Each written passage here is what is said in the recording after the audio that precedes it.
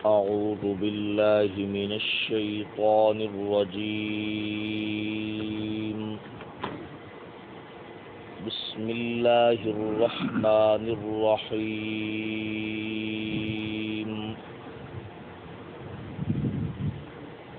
يا أيها الذين آمنوا اصبروا وصابروا ورابطوا واتقوا الله لعلكم تفلحون.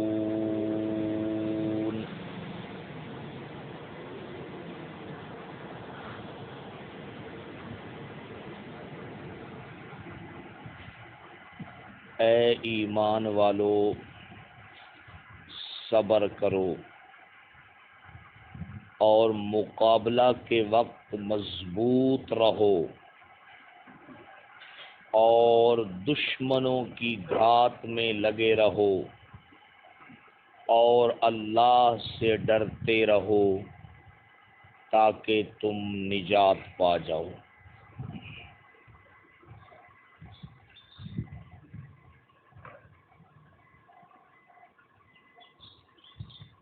بحمد اللہ تعالی سورہ آل عمران کی آخری آیت مبارکہ ہے.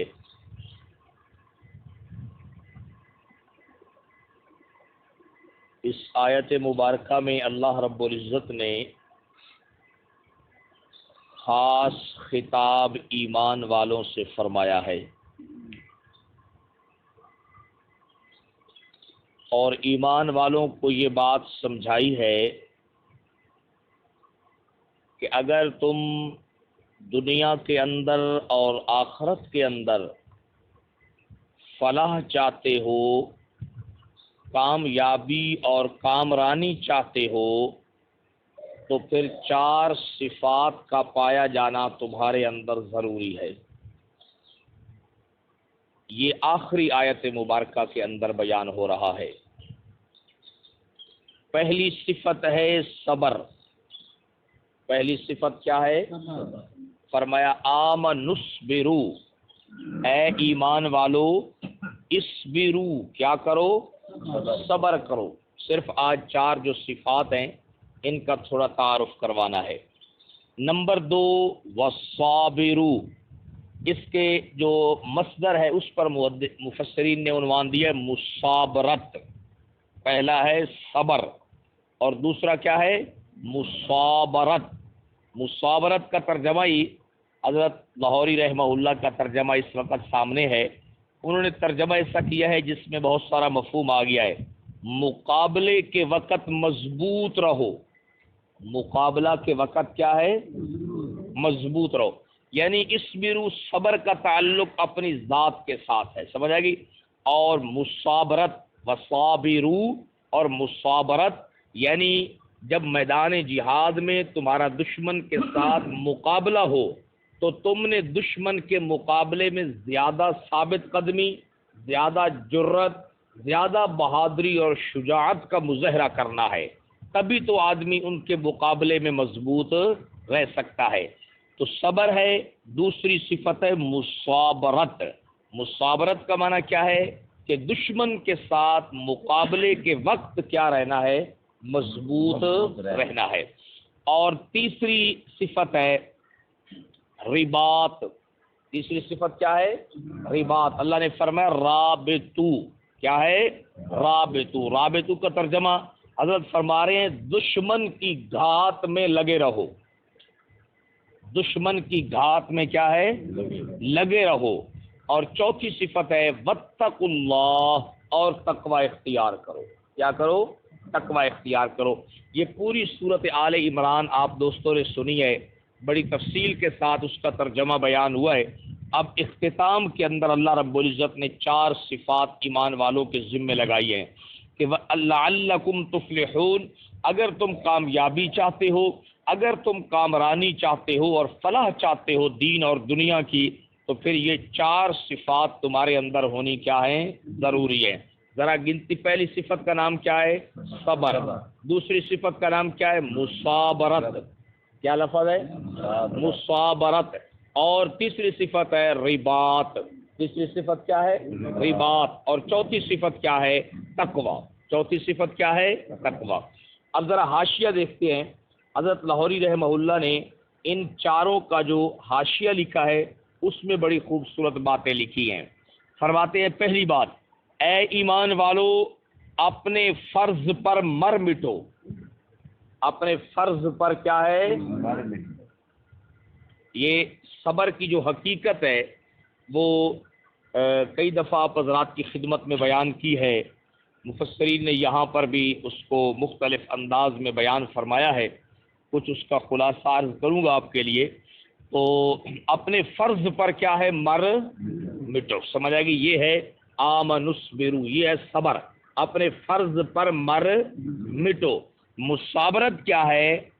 دوسروں کو مر مٹنے پر تیار کرو. سمجھ آئے گی؟ مصابرت کا کیا مطلب ہے؟ دوسروں کو مر مٹنے پر کیا کرو؟ تیار کرو. کیوں؟ اس لیے کہ دشمن کے مقابلے میں جب جانا ہے تو اکیلے تو نہیں جانا نا، اپنی جماعت کو لے کر جانا ہے. تو فرمایا کہ ہر آدمی، اس برو کا مطلب یہ ہے کہ ہر آدمی اپنے فرض کے اوپر مر مٹنے کے لیے تیار رہے. وصابرو، اور دوسروں کو مر مٹنے کے لیے کیا کرے؟ تیار کرے. سمجھے گی جناب والا؟ کیونکہ صورت آل عمران آپ سن چکے ہیں، اس میں بہت زیادہ تفصیلی تذکرہ ہوا ہے قتال فی سبیل اللہ کا. سمجھے گی؟ تو اسی لیے اس کا آخر میں پھر خلاصہ بیان ہوا ہے. رابطو کا ترجمہ کیا ہے دشمنوں کی گھات میں لگے رہو. دشمنوں کی گھات میں کیا ہے؟ لگے رہو. اور واتقوا اللہ کا ترجمہ کیا ہے خدا تعالی سے تعلق درست رکھو. خدا تعالی سے تعلق کیا ہے؟ درست رکھو. یہ تقوی کا بڑا خوبصورت انہوں نے خلاصہ بیان کیا. سمجھا گی؟ تاکہ تم ہر مصیبت میں نجات پا سکو. تاکہ تم ہر مصیبت میں کیا ہے؟ نجات پا سکو. تو فلاح کے لیے گویا کہ یہ چار صفات ہیں جو اللہ رب العزت نے سورہ آل عمران کے آخر میں بیان کی ہیں. پہلی کیا ہے؟ صبر، جس کا خلاصہ کیا ہے کہ اپنے فرض پر مر مٹ جاؤ. اپنے فرض پر کیا ہے؟ جو کام تمہارے ذمہ فرض ہے اس کے اوپر مر مٹ جاؤ. وصابرو، مصابرت کیا ہے؟ دوسروں کو مر مٹنے کے لیے کیا کرو؟ تیار کرو. ورابطو، اور رباط کیا ہے کہ دشمن سے بے خبر نہیں ہونا، غافل نہیں ہونا، ہر وقت دشمن کی گھات میں کیا ہے؟ لگے رہنا ہے. چوتھی صفت ہے واتقوا اللہ، اور تقوی کا خلاصہ کیا ہے کہ اللہ سے اپنے تعلق کو کیا رکھنا ہے؟ درست رکھنا ہے. یہ ایک ان چاروں صفات کا خلاصہ ہے. اب تفسیر بیان القرآن میں حضرت تھانوی رحمہ اللہ نے جو پوری صورت کا خلاصہ اور مغز نکالا ہے اور پھر اس کو ان چاروں صفات کے ساتھ جوڑا ہے، بس صرف وہی سن لیں. وہ یہ ہے، حضرت تھانوی رحمہ اللہ فرماتے ہیں کہ پوری صورت مبارکہ کا عنوان ہے محاجہ کفار. محاجہ، عربی کا لفظ تھوڑا سا بول دیں پھر انشاءاللہ ترجمہ کر دیتا ہوں. محاجہ کفار کیا مطلب ہے؟ کفار کا اہل اسلام کے ساتھ جھگڑنا. کفار کا اہل اسلام کے ساتھ جھگڑنا. سمجھ آئے گی جناب والا؟ اب وہ فرماتے ہیں کہ وہ محاجہ کفار جو ہے، جو جھگڑا ہے وہ دو طرح سے ہوتا ہے، باللسان اور بالسنان. باللسان اور بالسنان. باللسان کا مطلب کیا ہے؟ زبان کے ساتھ جھگڑنا. بالسنان کا مطلب کیا ہے؟ تیر، تلوار اور نیزے کے ساتھ کیا کرنا؟ جھگڑنا. اور دونوں چیزیں آپ تفصیل کے ساتھ آل عمران میں کیا ہے؟ سن چکے. اب ذرا سنیے، وہ فرماتے ہیں کہ اس سورہ مبارکہ کا یہ اصل عنوان ہے محاجہ کفار. کفار کا اہل اسلام کے ساتھ کیا کرنا؟ جھگڑا کرنا. فرماتے ہیں کہ اس صورت میں جا بجا اسی چیز کا تذکرہ ہے. مثال کے طور پہ فرماتے ہیں کہ دوسرے رکوع کے اندر یہ بات آ گئی ہے. اللہ فرماتے ہیں فَإِنْ حَاجُّوكَ، اگر یہ لوگ اب بھی تیری ذات کے ساتھ جھگڑا کریں، تیرے ساتھ جھگڑا کریں، فَقُلْ، تو آپ ان سے کہہ دیں اسلمت وجہی للہ، میں نے تو اپنی ذات کو سپرد کر دیا ہے کس کے؟ اللہ کے۔ ومن اتبعن، اور ان لوگوں نے بھی جنہوں نے کیا کی ہے؟ میری اتباع کی ہے۔ سمجھ آئے گی؟ تو فرماتے ہیں کہ ابتدا ہی سے اللہ رب العزت نے یہ بات ذکر کر دی، دوسرے رکوع میں آ گیا کہ اگر یہ لوگ آپ سے جھگڑیں تو آپ نے ان کو کہہ دینا ہے کہ میں نے اور میرے پیروکاروں نے تو اپنی ذات کو کس کے حوالے کر دیا ہے؟ اللہ کے حوالے کر دیا ہے۔ اب جو مباہلے کا چیلنج ہوا تھا، اگر وہ آپ دوستوں کو یاد ہو، وہاں پر پھر یہی الفاظ اللہ رب العزت نے ذکر فرمائے، سارے دلائل نجران کے عیسائیوں کو دے دیے کہ عیسیٰ علیہ الصلوۃ والسلام اللہ کے برگزیدہ ہیں، مگر ان میں الہ والی صفات موجود نہیں ہیں۔ اللہ رب العزت نے فرمایا کہ میرے حبیب اگر دلائل سے یہ لوگ نہیں مانتے پھر بھی فمن حاجک، فمن حاجک، یہ ہے محاجہ کفار، محاجہ کفار، فمن حاجک، اب بھی دلائل کے واضح ہونے کے بعد بھی، علم آ جانے کے بعد بھی اگر تیرے ساتھ جھگڑا کرتے ہیں تو پھر ان کو کہہ دو کہ تم اپنی اولادوں کو، اپنی عورتوں کو، اپنے مردوں کو لے کر میدان میں کیا ہے؟ نکل آؤ۔ ہم بھی نکل آتے ہیں اور اللہ سے دعا کر لیتے ہیں، پھر کیا ہو جائے گا؟ فیصلہ ہو جائے گا۔ اس سے اگلے رکوع میں پھر متصل فرمایا، یا اہل الکتاب، اے اہل کتاب، لما تحاجون، لما یہ آپ نے چونکہ پوری صورت آل عمران سنی ہے، جس طرح بھی سنی ہے، اب اس کا خلاصہ آخر میں نکال رہا ہوں تاکہ کوئی بات آپ کے ذہن میں بیٹھ جائے مختلف انداز سے۔ تو فرماتے ہیں کہ اللہ رب العزت پھر فرما رہے ہیں، یا اہل الکتاب لما تحاجون، اے اہل کتاب کس لیے جھگڑا کر رہے ہو؟ فی ابراہیم، ابراہیم کی ذات کے بارے میں، وما انزلت التوراۃ والانجیل، حالانکہ تورات اور انجیل تو ابراہیم کے بعد نازل ہوئی ہے، ابراہیم کس طرح یہودی اور عیسائی ہو سکتا ہے؟ سمجھے کہ جناب والا؟ اس سے اگلی متصل آیت میں پھر فرمایا، ہا انتم ہاؤلائی حاججتم، ہا انتم ہاؤلائی حاججتم فیما لکم بہ علم، خبردار تم تو وہ لوگ ہو جنہوں نے جھگڑا کیا ہے اس چیز کے بارے میں بھی جس کے بارے میں تمہارے پاس علم ہے۔ پھر فرمایا فَلِمَ تُحَاجُّونَ فِيمَا لَيْسَ لَكُمْ بِهِ علم، اب تم اس چیز میں کیوں جھگڑا کرتے ہو جس چیز کے بارے میں تمہیں علم ہی نہیں ہے۔ پھر اسی رکوع میں آگے متصل اللہ رب العزت نے پھر فرما دیا، وَلَا تُؤْمِنُوا إِلَّا لِمَنْ تَبِعَ دِينَكُمْ، اور یہ لوگ کسی کی بات کا بھی یقین نہیں کرتے مگر اسی کی بات کا یقین کرتے ہیں جو ان کے مذہب اور دین کا کیا ہو؟ پیروکار ہو۔ قل، میرے حبیب جی فرما دیجئے، ان الہدا ھدی اللہ، ہدایت تو کس کے اختیار میں ہے؟ اللہ کے اختیار میں ہے۔ ان یؤتی احد مثل ما اوتیتم او یحاجوکم عند ربکم، اب آگے بھی اس عنوان سے بات ذکر کی ہے، لیکن خلاصہ کلام کیا ہے آپ کی یاد دہانی کے لیے کہ گویا کہ سورت آل عمران کا خلاصہ نکال رہے ہیں اور اس خلاصے کو آخری 4 صفات کے ساتھ جوڑ رہے ہیں۔ خلاصہ کیا حضرت تھانوی فرماتے ہیں کہ سورت آل عمران کا خلاصہ ہے محاجہ کفار، یعنی کفار کا اہل اسلام کے ساتھ کیا کرنا؟ جھگڑنا۔ فرماتے ہیں پھر جھگڑنا 2 طرح سے ہوتا ہے، باللسان اور بالسنان۔ باللسان کا مطلب ہے زبان سے جھگڑنا، جس طرح وہ نجران کے عیسائی آئے تھے اللہ کے نبی کے ساتھ، اللہ کی صفات کے بارے میں انہوں نے زبان سے کیا کیا تھا؟ جھگڑا کیا تھا، سمجھ آئے گی؟ اور دوسرا کیا ہوتا ہے؟ بالسنان، تیر تلوار اور نیزے کے ساتھ جھگڑنا، وہ آپ غزوہ احد میں اس کا تذکرہ کیا ہے؟ سن چکے ہیں۔ اب آگے فرماتے ہیں کہ جب یہ محاجہ کفار ہوتا ہے اور جس میں باللسان ہو بالسنان ہو، اس میں کافروں کی طرف سے قولن یا فعلن کچھ ایسی باتیں بھی سرزد ہوتی ہیں جن کی وجہ سے مسلمانوں کو اذیت ہوتی ہے۔ مسلمانوں کو کیا ہوتی ہے؟ اذیت ہوتی ہے۔ اور غزوہ احد کے موقع پر اور نجران کے عیسائیوں کی باتوں میں مسلمانوں کو جو اذیت پہنچی، اور اللہ رب العزت نے پھر اختتامی رکوع میں پھر بیان کر دیا کہ وَلَا تَسْمَعُنَّ مِنَ الَّذِينَ أُوتُوا الْكِتَابَ مِنْ قَبْلِكُمْ أَذًى کثیرا، فرمایا کہ اہل کتاب کی طرف سے اور مشرکین کی طرف سے ابھی اور بہت ساری اذیت والی باتیں تم نے کیا ہیں؟ سننی ہیں۔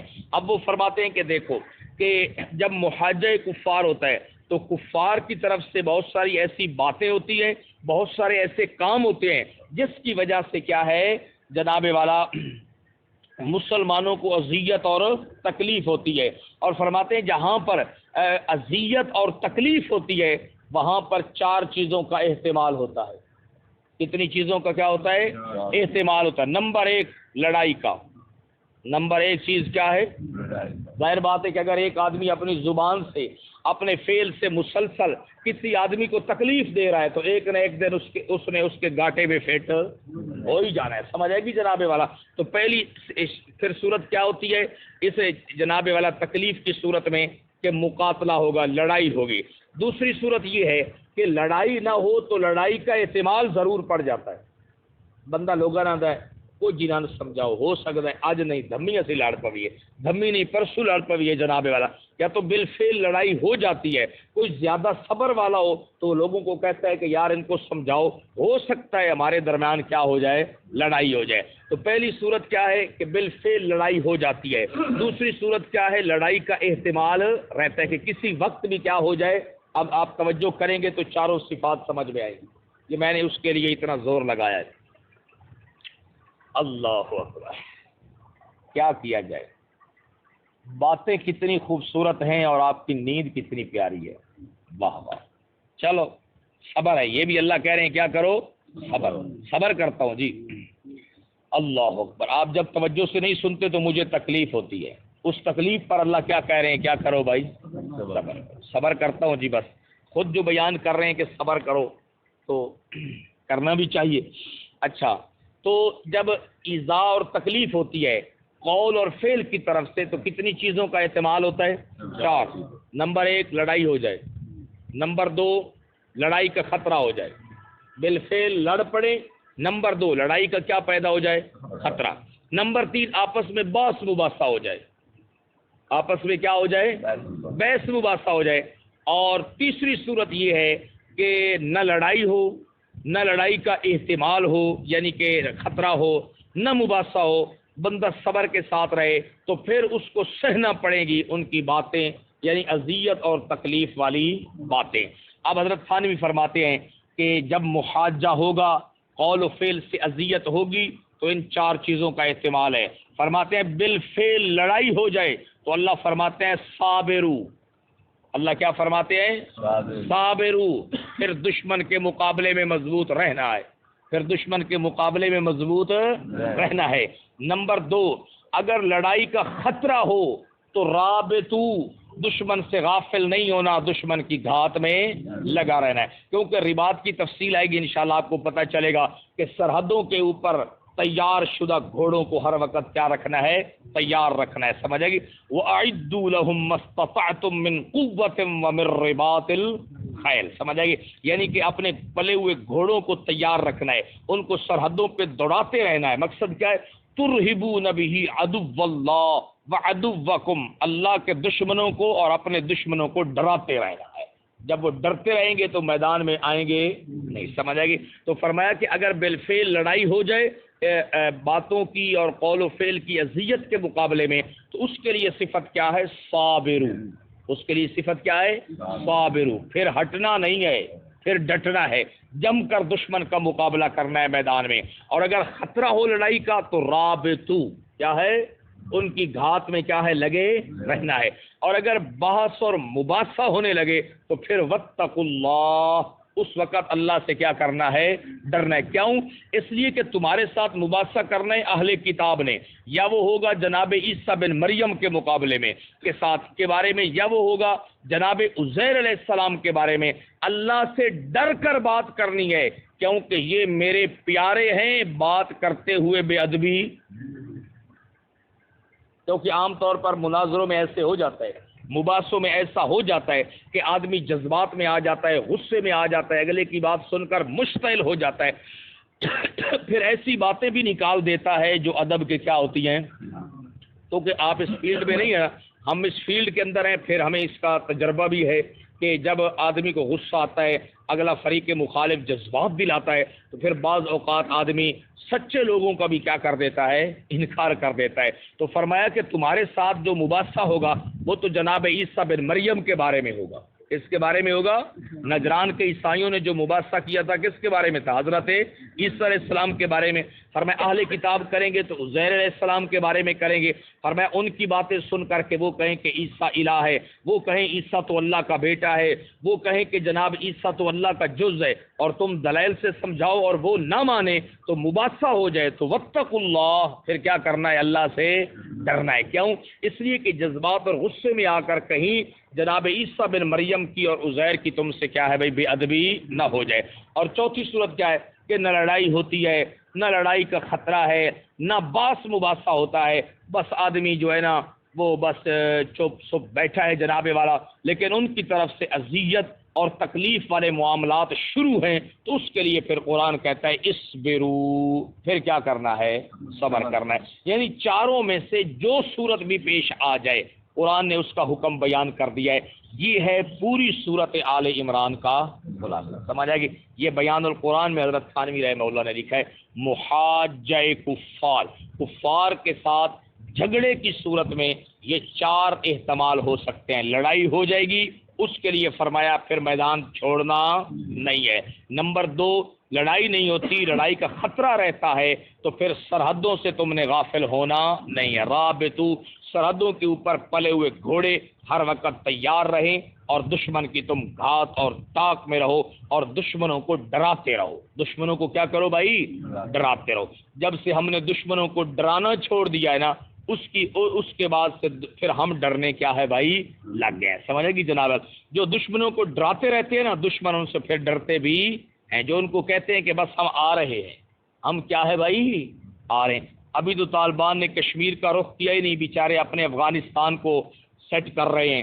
ایک دو مرتبہ انہوں نے کشمیر کی بات کی ہے تو مودی صاحب کی جو حالت ہے آپ میڈیا پہ دیکھ سکتے ہیں، سمجھ آئے گی جناب والا؟ آپ جو انڈیا کا میڈیا ہے اور اس کی جو چیخنا ہے، اس کی جو چیخ و پکار ہے جناب والا، وہ ساری دنیا کے سامنے رو رہا ہے بیچارہ کہ یہ کیا ہو گیا ہے ہمارے ساتھ، سمجھ آئے گی؟ تو بہرحال اللہ کا حکم ہے کہ اپنے دشمنوں کو کیا کرو؟ ڈراتے، یہ کر دیں گے وہ کر دیں گے، سمجھ آئے گی جناب والا؟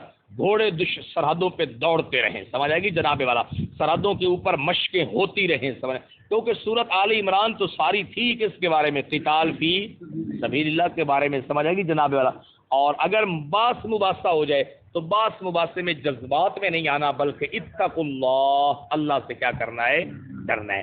کہیں ایسا نہ ہو کہ جو توحید کی دعوت دینے کے لیے آئے، شرک کی دنیا میں تردید کرنے کے لیے آئے، تم کہیں ان کی تردید نہ کر بیٹھو، سمجھ آ گئی جناب والا؟ اور چوتھی صورت کیا ہے کہ اگر کچھ بھی نہیں ہوتا، وہ صرف باتوں باتوں تک رہتے ہیں، تو پھر اسبرو، تم نے کیا کرنا ہے؟ یہ کل باقی سنائیں گے آپ۔ اللہم